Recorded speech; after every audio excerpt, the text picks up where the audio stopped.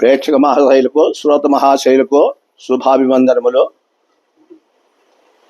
ఈ ఎపిసోడ్లో మనము వృశ్చిక రాశి వాళ్లకు ఈ మాసంలో అంటే జ్యేష్ఠ మాసం జూన్ నెలలో ఎలాంటి ఫలితాలు ఉంటాయి అనేటువంటి విషయాన్ని గురించి మనము విశదంగా తెలుసుకున్నాం. వృశ్చిక రాశి వారికి ఈ నెలలో గురువు అష్టమ స్థానానికి వస్తున్నాడు. అందువలన ఈ అష్టమ స్థానంలో సంచరించేది వల్ల వీళ్ళకు పనులకు కొంత ఇబ్బందిగా ఉంటుంది. పనులు నెరవేరడం అనేది కొంచెము ఇబ్బందిగా ఉంటుంది అన్నమాట. సమస్యలు పరిష్కారం అనేది కూడా కొంచెము కష్టంగానే ఉంటుంది.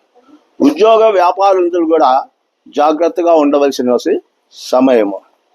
నెల చివరిలో కొంత వరకు అనుకూలమైనటువంటి ఫలితాలు కలిగేటువంటి అవకాశాలు ఉన్నాయి అన్నమాట.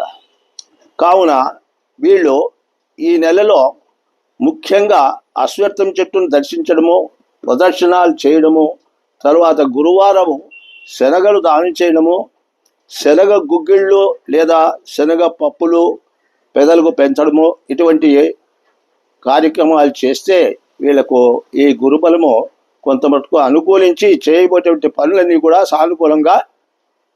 అనుకూలంగా జరిగిపోతాయన్నమాట. ఇది ఈ యొక్క వృశ్చిక రాశి వారికి ఈ మాసంలో కలిగేటువంటి ఫలాఫలితములు. ఓం స్వస్తి.